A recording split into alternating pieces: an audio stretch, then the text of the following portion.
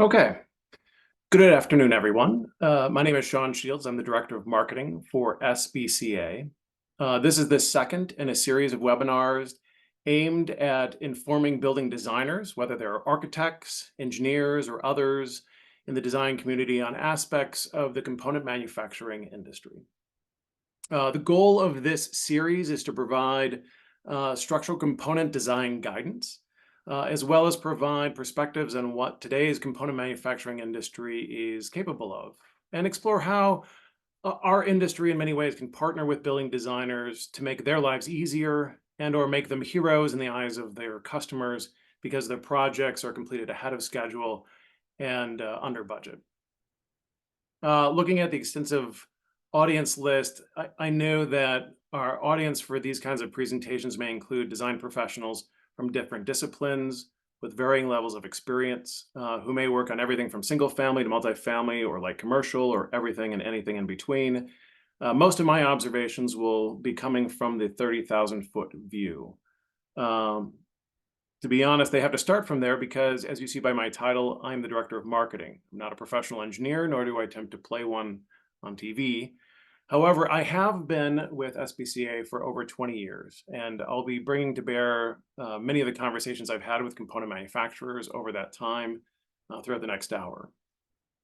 My goal with this presentation and all the subsequent webinars in this series is to share our industry's best practices and to promote our industry capabilities, but not get too much into the weeds, just give you a taste.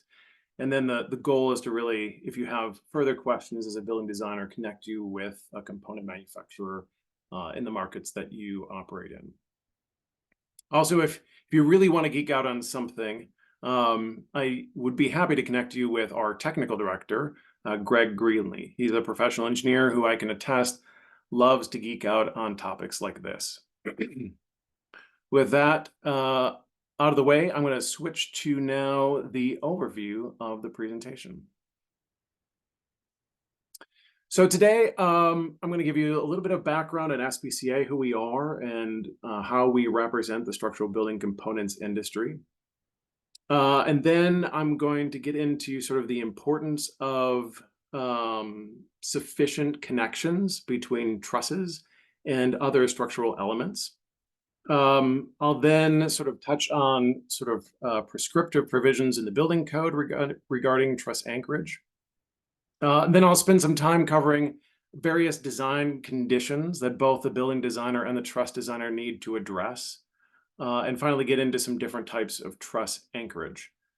I'll end my presentation today with a discussion on defined scopes of work and how they impact the determination of truss connections, and also talk a little bit about how today's component manufacturer can be a valuable resource to the building design process and why that's impactful to building designers because of the increasing role component manufacturers play in a building's structure. Here we go. The structural building components industry. We were formed in 1982, so we have a little bit over 40 years of experience. Today, we're the premier trade association for the structural building components industry in North America. Over that 40-year history, SBCA has developed sort of an extensive network that enables us to reach the entire length and breadth of this unique part of the construction industry.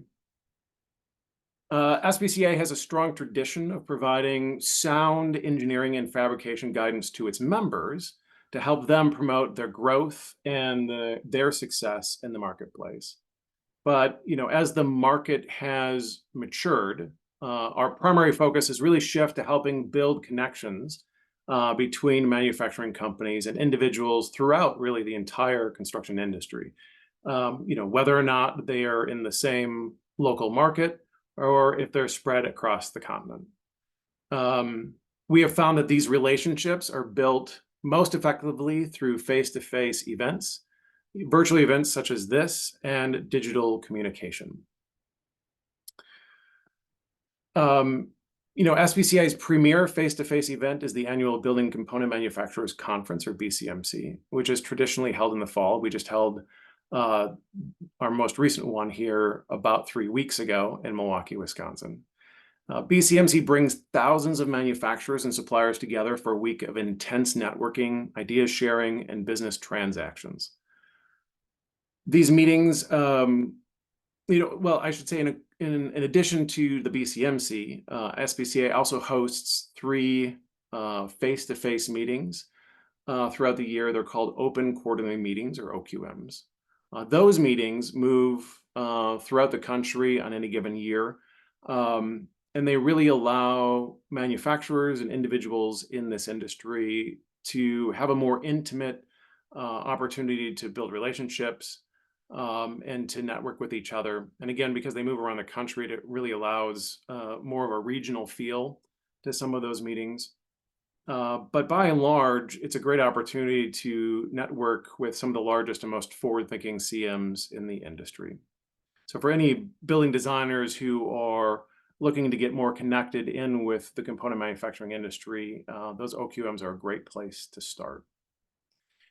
Beyond that, SBCA has also developed sort of an extensive suite of tools and resources for today's manufacturers, with a range of, ranging from everything from digital quality management software to kind of an extensive library of online training tools.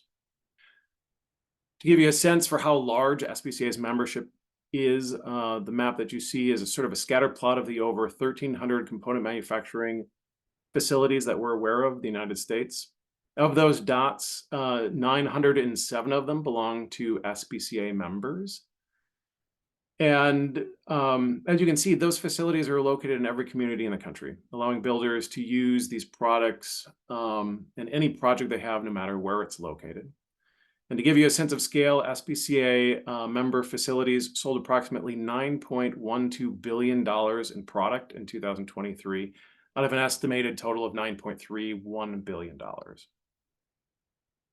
Finally, SBCA is an inclusive organization. And I say this to building designers who might not be aware of SBCA in the past, or are affiliated with lots of other sort of organizations that are very specific to their occupation or profession. SBCA is a more inclusive organization. We welcome anyone engaged in light frame construction to get tied into sort of, again, that extensive network that we've developed of structural building component manufacturers and their entire supply chain. There's literally an infinite number of opportunities for individuals to get involved, meet manufacturers, share ideas, solve problems, receive and offer education, and most importantly, build meaningful business relationships that can truly transform the way anyone approaches their job and positively alter the trajectory of their business and even their career. Okay, enough about SBCA. I just want to make sure you know where we're coming from, where I'm coming from when we're providing this information. So let's get into truss connections, the topic of today's presentation. So in a general sense, truss connections are required to transfer forces between trusses and other structural members. Now, these forces can act vertically, either downward, such as with gravity, or upward, such as with uplift, lateral perpendicular to the plane of the truss, and lateral parallel to the plane of the truss. You can see all of those forces sort of in the illustration there on the right. Now, typically, truss-to-truss connections are under the scope of work of the truss designer and the component manufacturer, and are shown on truss design drawings or on truss placement plans. We will cover those types of connections in greater depth in part 2 of this series, which I'll give in a webinar next Thursday at 2 p.m. So make sure to register for that if you're interested in that topic. But for all the other connections between a truss and another structural member, such as a wall or a foundation, those are typically responsible of the building designer, or follow prescriptive requirements of the building code. Now, the important thing is that the capacity of these connections is sufficient for the anticipated vertical and lateral loads that are going to be transferred through each connection. Now, while that may seem like a simplistic observation, unfortunately, this can oftentimes be overlooked or improperly executed in the field, which is why we're having this webinar. What's also really important to keep in mind is that established scopes of work are very important when it comes to determining adequate connections. And I'll touch upon those scopes of work throughout this presentation today. So truss anchorage is a term that is often used to refer to the connection between a roof or floor truss and the building's structure, just as a most general sense. These connections can be accomplished primarily through either toe-nailed connections or with manufactured metal connectors. Talk a little bit more about those later on. But again, these connections are needed to properly secure the trusses and to transfer lateral and uplift loads between the truss and the supporting structural elements, whether they be a wall, a column, or a beam. Now, regardless of the connection type used, those connections, whatever is specified, has to be reviewed and approved by the appropriate party to ensure that it has sufficient capacity to transfer all the required loads. And again, I'll address sort of that word appropriate in a few minutes when I talk about codes and again get into scopes of work. But the type and magnitude of the load being resisted, it's going to be influenced by a number of things. It'll be influenced by the location of the connection point within the structure. It'll be influenced by certain framing conditions within that building. It'll also be heavily influenced by the type of environmental loads that are going to be applied to the structure. And we'll spend some time talking about here shortly. Now, before I get into the loads themselves, I want to talk a little bit about the building code. So truss anchorage in the International Building Code and the International Residential Code, there are different guidance within those two model codes. Both codes do contain prescriptive solutions for anchorage, and these prescriptive solutions can be used if the building is within sort of the limits of what's defined in those respective codes. But it's important to note that engineered solutions can also be developed at any time under each code to determine the required connections in any given circumstance. So again, a building designer, you have two options. You can either design the connections or you can use the prescriptive methodology laid out in those codes. Now, under the IBC, truss anchorage has to be designed by the building designer for the structure, and it has to account for both the uplift forces identified in the individual truss design drawings, as well as all the lateral forces.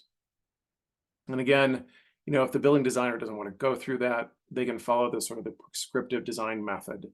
But it should be noted, that's always going to be a much more conservative approach. Similar to the sort of conventional light frame construction guidelines in the IBC, the IRC also provides prescriptive requirements for truss anchorage.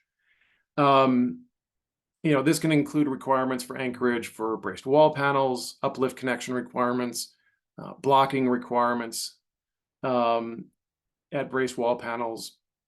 It's important to note that the truss component manufacturer can often be a valuable resource to building designers in these cases, given they have extensive experience working on lots of previous projects, right?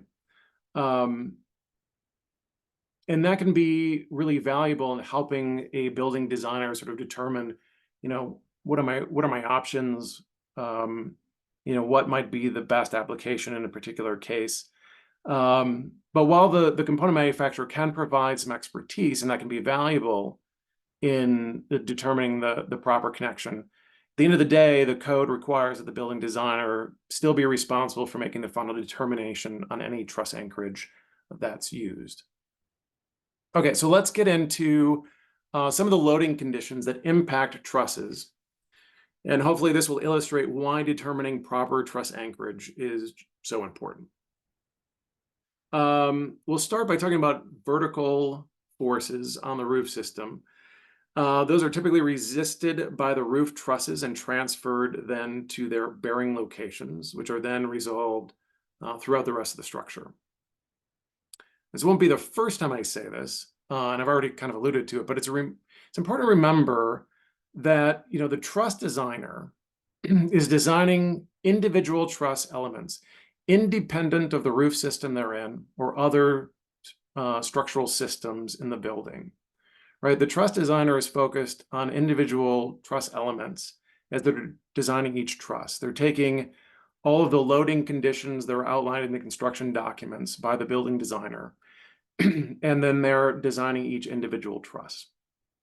So that's an important thing to keep in mind, because there are lots of these loading conditions where the truss designer really doesn't have the ability or full information to make those determinations. And that's why it falls back on the truss, on the design professional associated with the building.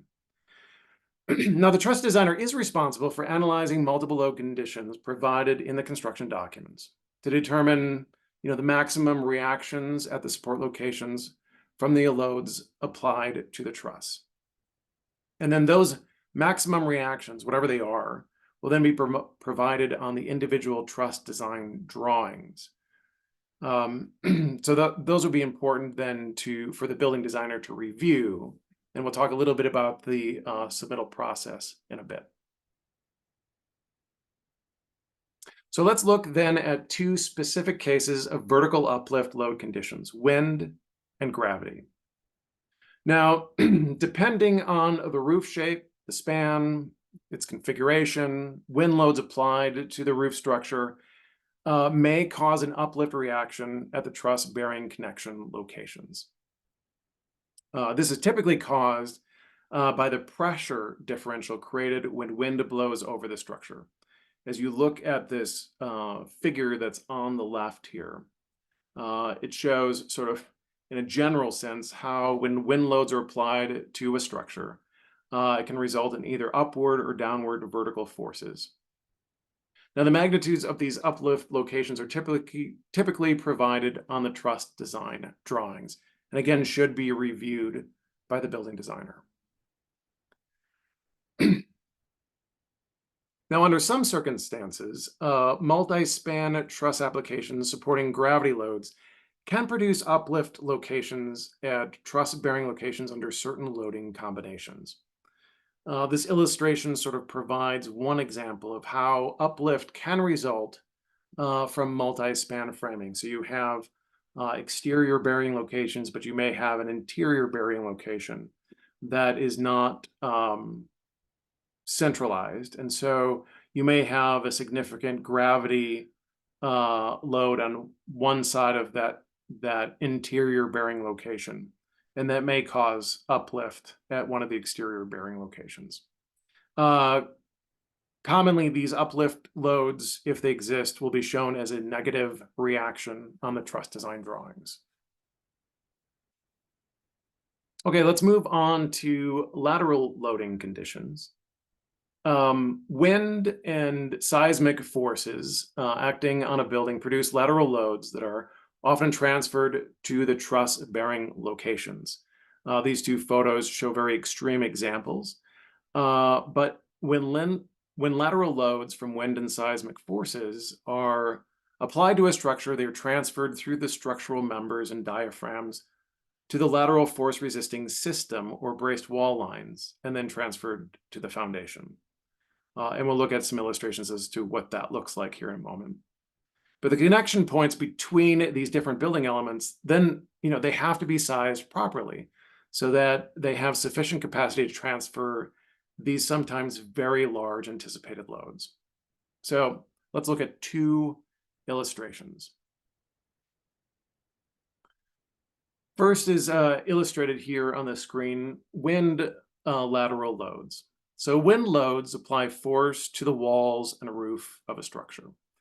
That force then transfers from the walls through the building diaphragm to the lateral wall systems and the foundation. I should say transfers from the trusses through the building's diaphragms.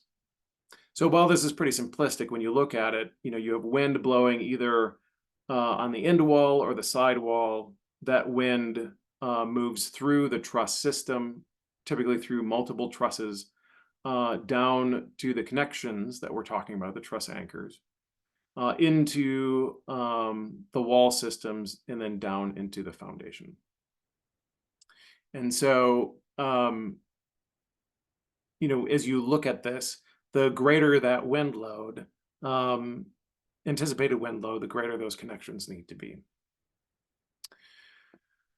Lateral forces from seismic loads are typically created during an earthquake. When the ground moves in one direction, it causes an inertial force on the structure in the opposite direction, as you can see sort of in this illustration on the screen. If the seismic ground motion is going in one direction, the wall will be sort of pulled in one direction, but the force of inertia will act against the roof and the walls, and there will be these forces that will push the roof in the opposite direction. And then, of course, because seismic is a cyclical event, everything then moves in the opposite direction. So as the building designer is designing the truss anchors for these conditions, those truss anchors really need to be sufficiently sized to resist these sort of unusual inertial forces. So given all this, it's imperative that the building designer has a complete understanding and does a thorough analysis of all the code required loads applied to a building. And it's one of the reasons why this is the responsibility of the building designer. Again, the truss designer is only responsible for the design of the individual trusses, and they're applying the loads specified in the construction documents in each individual truss. But the magnitude and locations of the lateral loads applied to the structure sometimes are dependent on many variables, including the location of braced wall lines, wall heights, everything else that has to do with the structural system. And so the building designer really needs to be responsible for those determinations then, because any lateral loads that are applied to the side of the structure, for example, or anywhere else that transfer through the individual truss members needed to be noted then on the construction documents, so that the truss designer, as they're designing the individual elements, can include that information in their analysis.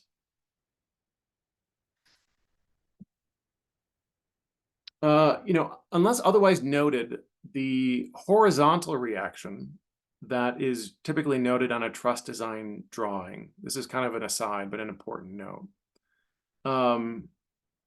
For a building designer or anybody reviewing the truss design drawings, that information shouldn't be confused with the lateral reaction due to wind acting on the wall.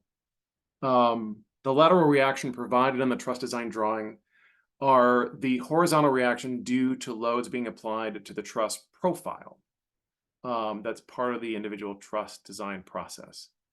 It's the building designer who's responsible for determining the lateral loads at the truss anchorage location, including the loads applied to the roof plane, as well as any loads applied to the walls. And that's why they are given the responsibility for sizing the proper connections. Again, the easy way to think about this is the truss designer is looking at sort of a two-dimensional element, whereas the building designer is responsible for the 3D structure. Another note to building designers is that in some circumstances, both uplift and lateral loads can occur simultaneously. And the capacity of the connections need to be evaluated under this sort of combined loading condition, not under independent loading conditions. And again, the building designer is responsible for this, and they're responsible for evaluating this load transfer path between the truss and the bearing connection, so that they can determine, what's needed. Finally, I'll end on loading conditions by talking about snow loads. Snow loads are specified by the building designer and applied to individual truss members by the truss designer. These loads are usually determined using reference standards like ASCE 7, or could be determined using prescriptive methods under the IRC. So let's talk a little bit about the connections themselves. So one of the primary connections is toe-nailed connections. The building designer typically provides nail spacing and minimum end and edge distances when toenail connections are determined to be sufficient for the anticipated loading conditions. Typically, when installers are installing trusses in the field, they're, regardless of sort of what the construction documents require in the end, they're going to be toenailing the trusses to the walls as they set the trusses, and then going back and, if necessary, applying manufactured connection hardware afterwards.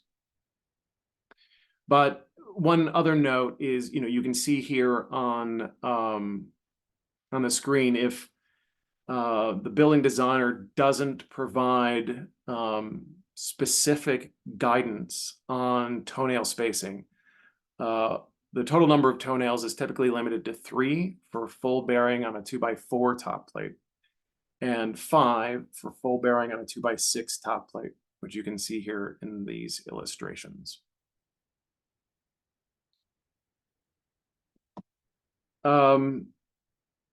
Trusses designed to bear directly on top of a structural wood support, like a wall, are often attached by toenailing the top cord to that support. The lateral load transfer between the roof diaphragm and supporting wall is typically through the heel of the truss, unless sometimes other means, typically blocking, is provided to transfer that load. So as you can see in the illustration here, the building designer is responsible for specifying if there's any required blocking on the construction documents which the truss designer will reference. If the building designer does not specify blocking, the IBC and IRC also provide prescriptive methods for determining necessary blocking. Different parts of the country sort of handle this slightly differently.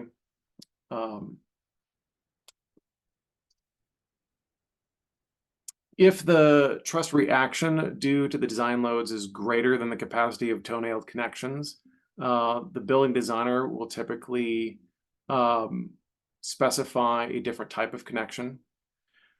Frequently, these manufactured metal connectors come in the form of either a metal anchor, a strap, a tie, or a hanger.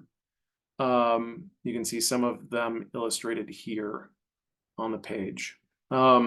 When evaluating the proper metal connector to use in any given application, the building designer should refer to the hardware manufacturer's literature for uplift and lateral load capacities of that hardware.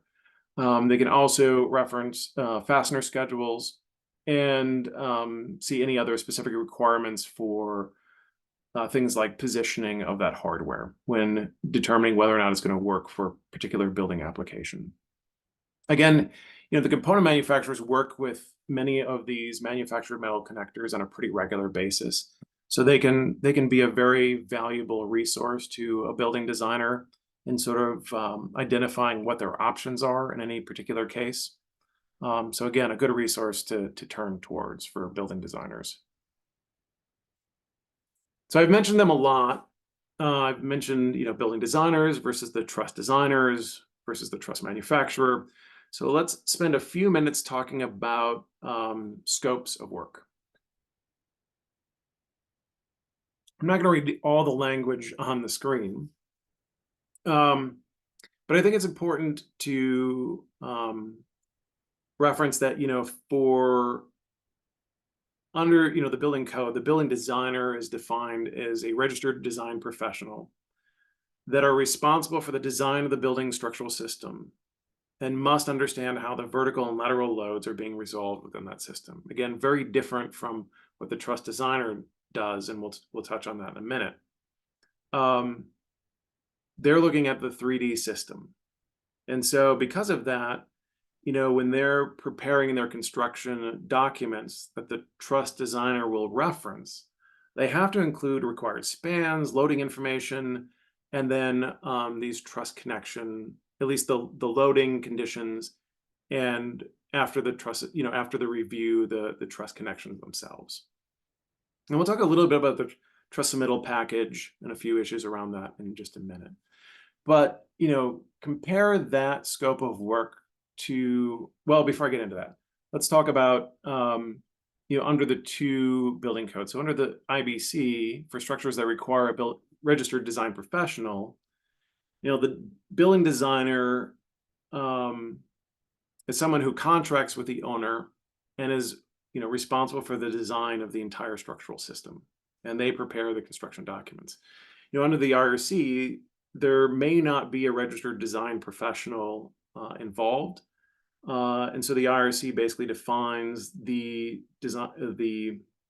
building designer as the owner of the building, or if the owner contracts with someone, that individual. But again, the owner is either the person who's responsible for preparing the construction documents, or they've hired somebody to do that. And that's the person who then is responsible for determining these truss anchorage capacities and identifying all of the loading conditions that we talked about earlier. And I emphasize this a couple of times because, again, this presentation is aimed primarily to building designers. For those who are intimately involved in the truss manufacturing industry, this is pretty clear. But sometimes these scopes of work get a little muddied. Let's talk about the truss designer, the truss manufacturer first, and what their responsibilities, and then we'll talk about the truss designer. And then we'll talk about how these waters get muddied quite often. The truss manufacturer is the entity that's responsible for reviewing the contract documents, the construction documents. And then what they're responsible for creating is essentially the individual truss design drawings and the truss placement diagram. Again, they have these design parameters, and these are typically determined by local building code requirements that the truss manufacturer applies in their design software. And I'll talk a little bit about the design software at the end of the presentation. But they may also apply some design parameters when they're thinking about limitations on the raw material inputs that they have access to or decide to use in their manufacturing process, whether it's species, grades, or sizes of lumber that they stock, or the sizes of the metal connector plates that they use. The parameters that they put in to their designs may also be impacted by the particular fabrication equipment that they own and operate, which either sometimes limits the length or the height of an individual component. What's really interesting is, on one hand, for a building designer who's thinking about a truss, it's easy to think of each truss manufacturer as a producer of widgets. Someone who doesn't matter whether or not you're buying a truss on the East Coast or the West Coast, it's all the same. And while it's true that they're making roughly the same product, I can attest that no two component manufacturing facilities in this country make things exactly the same way. And again, that's impacted by a lot of things, all the things that I just talked about that influence sort of the design parameters, but it also might be, how local building codes or practices are implemented, what their land and building constraints are, what their capital investment is, what their labor challenges are. There's a whole host of things that sort of go into influencing some of the parameters or limitations they put on their designs. The last thing I want to talk about on this screen before I get into the truss designer is that it should be noted that in a lot of cases in creating the truss design drawings and the truss placement diagrams, unless required by the building code, this is done by a truss technician, not a truss designer. And that distinction is pretty important.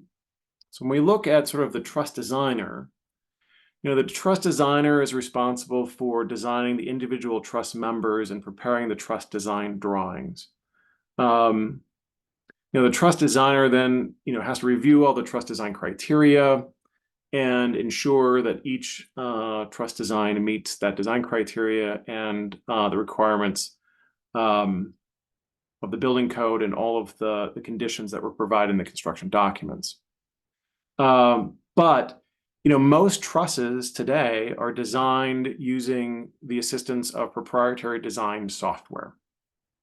And so why I bring that up is, again, for building designers who might not have intimate knowledge of how the component manufacturing industry works.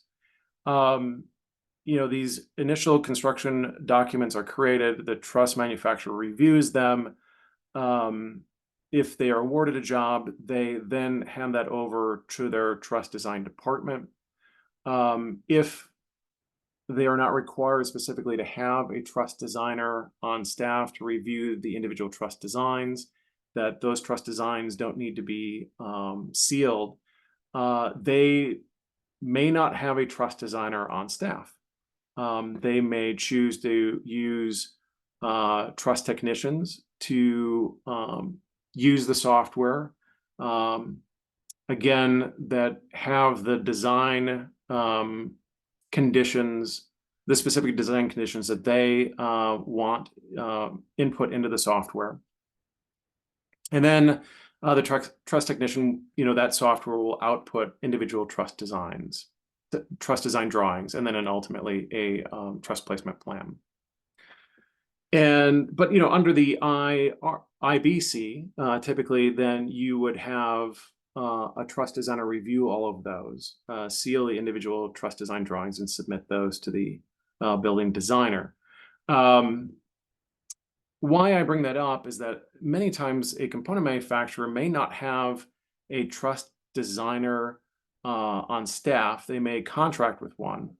In a lot of cases, component manufacturers today, if they are under a certain size, will actually utilize the same company that provides the design software to provide the truss designer role as well. Let's get into the truss submittal package, because I think this will sort of bring this all together. So, once all the individual truss design drawings are finalized and the truss placement diagram is then generated, there sometimes can be some confusion about that truss placement diagram. I know from SBCA's point of view, this has been a point of contention that has arisen across the country over the last 3 decades. The truss placement diagram is intended primarily to be a reference document for review of the submittal package, just to make it easier for the the building designer to sort of figure out, okay, where each one of these individual truss design diagram trusses placed within the structure. But it's also really intended to be a aid to installers of, like, where do these trusses go? What it is not is an engineered document in and of itself. Again, the individual trusses designed in the system may be engineered and require an engineer seal, but the truss placement diagram does not and shouldn't be. So when you look at the overall process of how this should work, the building designer has a lot of responsibilities.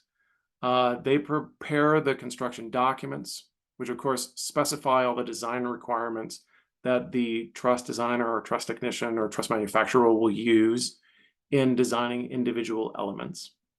When the building owner hires a contractor, they'll provide those construction documents that have been prepared by the building designer to the truss manufacturer for review.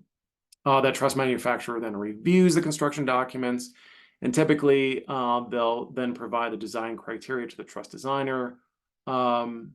In that process, they may submit a bunch of requests for information back to the building designer for information that might not be included in the construction documents. And then we go through the process of the truss designer designing the individual trusses. Again, why it's important to look at this is that when we go back to this topic of the truss connections, it's clear that the truss designer can't be responsible for designing these individual connections, because again, they're designing the individual elements, not the systems themselves. The building designer is responsible for the systems. And so they're the ones who ultimately are aware of all of the information throughout the rest of the structural system of the building. And while they're providing initial information that the truss designer needs in order to design the individual elements, they need to review each one of those truss design drawings to make sure that what was expected is met through the individual designs. Okay, so that sort of concludes what I want to talk about with regard to the truss connections and the scopes of work. And again, I hope paints a clearer picture as to why designing adequate truss connections is vitally important for the performance of the building, and why that responsibility needs to land squarely with the building designer, and not rely or not be the responsibility of the truss manufacturer or the truss designer. However, that being said, again, the component manufacturer is an entity that has really played a pivotal role in the building design community, because they're a good interface between the performance of the structure and the buildability of it, because they're creating the physical elements, they're delivering them to the job site, and they're interfacing with the installers to make sure that these structures can go up and that they will function. But they're also on the design side of things by taking the construction documents and essentially turning them into reality. And they've been doing that pretty well since the connector plate was invented in 1952. But a lot has changed within the component manufacturing industry just in recent years that I think building designers probably aren't aware of, but need to be more aware of. So I want to spend a few minutes touching upon where today's component manufacturer is at, and why reliance on their solutions is becoming more and more prevalent. And if we have some time at the end, I'll open it up for any questions that anybody on the call might have. So when looking at today's component manufacturer, we're really seeing drastic improvements in both production quality and capacity. And a lot of this has to do with increased mechanization and automation, both of really throughout the manufacturing process, whether it's in material handling, whether it's in improvements in the linear saws that component manufacturers have access to today. And if you're not familiar with that particular product, it's essentially a saw that, a dimensional piece of lumber will go in on one end, and the individual truss designs are digitized and fed into the saw, and the saw is optimizing cuts into each individual piece of lumber that goes into the saw to ensure that the most amount of lumber is utilized in the production of an individual truss. So it's making determinations of where cuts should be, the length of each wood member that's coming out of the saw, and whatnot. There are also automated jigging systems. And so what this allows component manufacturers to do is, back in the day, each individual truss design had a number of jigs at each one of the joints, or where the connector plates were applied to fasten the various wood web members together. And each time you got to a new truss layout, they had to manually move each one of those jigs, which was a labor-intensive process. And today, most component manufacturers use automated jigging systems. And really what that means is that a component manufacturer can drastically increase their output of trusses because the layout process is a lot easier. To aid that, there's laser-guided systems that show the manufacturers, the people working on the production line, exactly where those connector plates need to go. So it improves quality, but also speeds up, what size of plate needs to be used, where it needs to be located, all that kind of thing. not so much in the truss side of things, but also in wall panel production, automated nail bridgers and other fabrication techniques have really been brought to bear on increasing wall panel production and quality. And then finally, like what's pictured on the screen, we're seeing the introduction of robotics into the component manufacturing space. Certainly robotics will just increase that trend towards higher quality, greater precision, and increased output because it's not reliant upon manual labor. So why are home builders turning more and more towards component manufacturers? Well, when you look at this chart, which comes from the National Association of Home Builders, really the driving factor is that there just isn't enough field labor. And even the field labor that's there, the amount of experience, training, and skill that those laborers have is, as an aggregate, continually sort of dropping. The age of today's framers is rapidly increasing. And so while there's a shortage now, it's anticipated that that shortage will just get greater and greater as time moves on. In addition to all of that, there's also, sort of this growing liability and enforcement environment that is existing on job sites. And so, the more that contractors can move labor, what were traditionally labor practices in the field to an offsite location, the more they're incentivized to do that. When it comes down to it, it really is all about cost, and time equals cost, labor equals cost, and then safety and litigation equals big costs. So that's becoming more and more a factor as they're determining what they want to do and driving more and more contractors to offsite, like what component manufacturers are doing. I think beyond that too, there's this shift because this manufacturing process allows builders to better control their costs. It allows them to compress their construction cycle times, turn land around quicker for profit, which allows them to purchase more lots and develop those. If you talk to most economists today, the demand is ever increasing for home ownership. And so there's going to be greater and greater demand to increase our capabilities and capacity for building new construction, whether they're single family homes or multifamily units.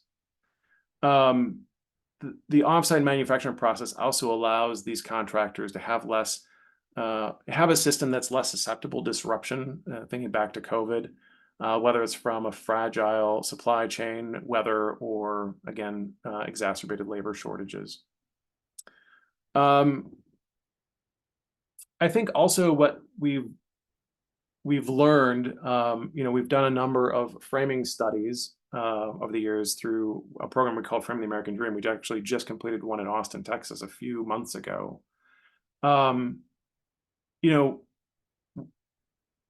What the market is finding is that component manufacturer's solution is also beneficial because it uses less material to frame the same building. It allows buildings to have greater spans, which should be important for building designers as they're looking for both flexibility and creativity in their designs. Components become easier to source because you're basically taking a very prevalent material, 2x4s, 2x6s, and turning them into very structurally efficient, materially efficient products. They're easy to install. And in the end, when you incorporate all of that, they sort of lower overall costs and reduce cycle time. So why am I saying all of this? Again, going back to that scatter plot that I showed you at the beginning, for any of the building designers who have sort of been following this presentation, component manufacturing is an industry that is primed to increase in a very significant way. And so the more building designers sort of figure out how to effectively partner and interface with today's component manufacturer, the better they'll be situated as more and more of their clients choose to go the route of using these components. Again, moving beyond just roof trusses, which I know, again, this presentation is sort of focused on, but into wall panels, floor panels, and the like. Just to give you a real quick sense for market share, you look at this map again, this is where all the manufacturing locations, and then you look at a map like this, which sort of that shows roof truss market share. And you can see that most of the component manufacturers in this country are located where roof truss market share is pretty strong, which is in most parts of the country. And when the National Association of Home Builders reached out to their builders and asked them, okay, when you look over the next 5 years, are you going to use more roof trusses, the same amount of roof trusses, or less? And as you can see, like 67% of builders say they're either going to continue using roof trusses about the same as they are, but another 20% say they're going to use them even more.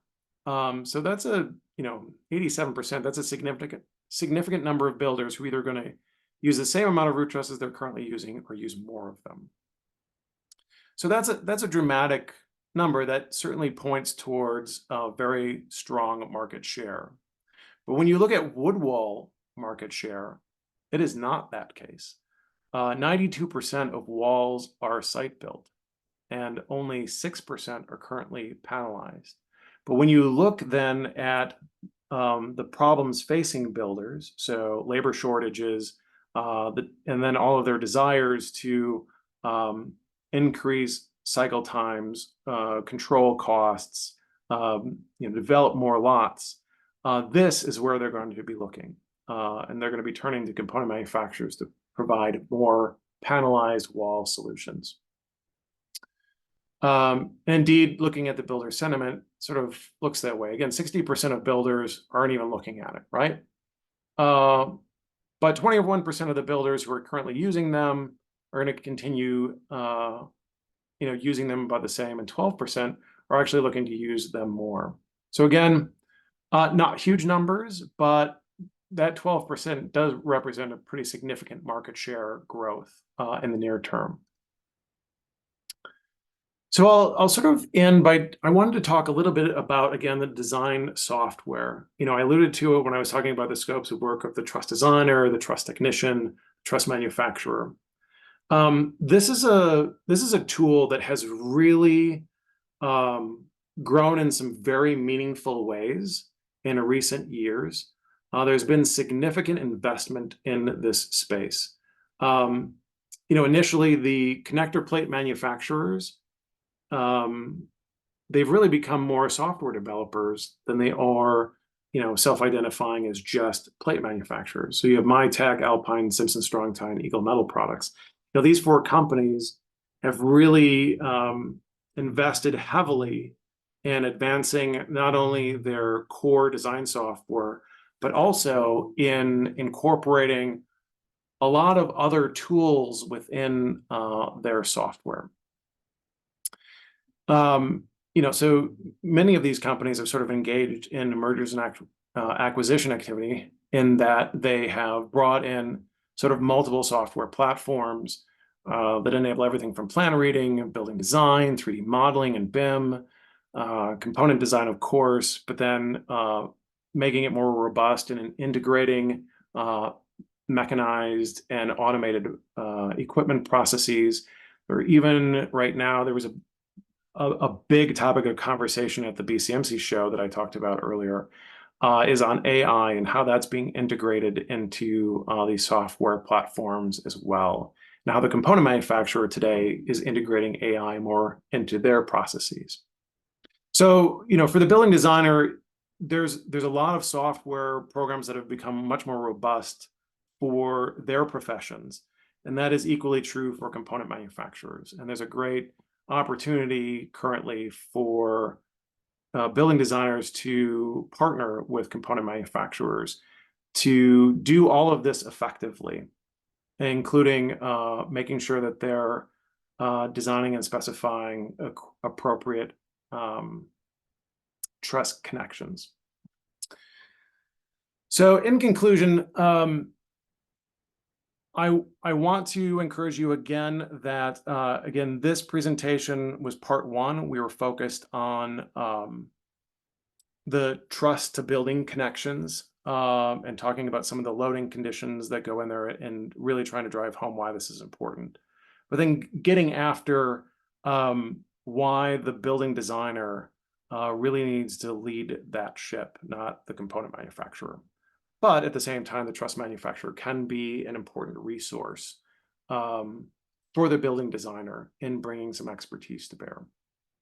And if you found this interesting, but you're also interested in learning more about truss connections and some other conditions that may affect truss connections, we'll be covering that in part 2 next week, Thursday at 2 p.m. Central.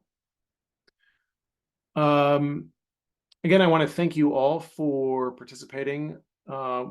We're kind of at time, but if anybody has any questions, you can certainly raise your virtual hand in the webinar, and I can answer any questions you might have or take your question and direct it to the appropriate person. Otherwise, I want to thank you very much for attending today's webinar, and I encourage you to register and come back next week. Thank you.